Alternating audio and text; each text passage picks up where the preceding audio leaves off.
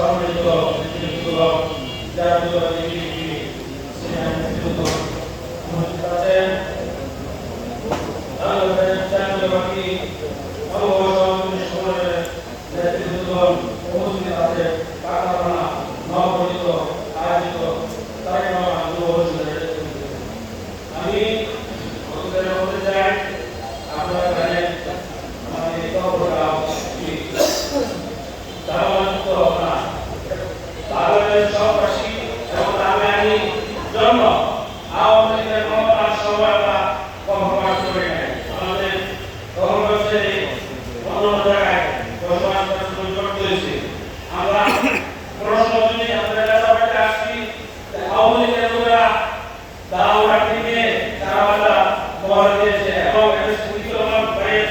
বাড়ির সামনেও দাওরা থেকে মহড়া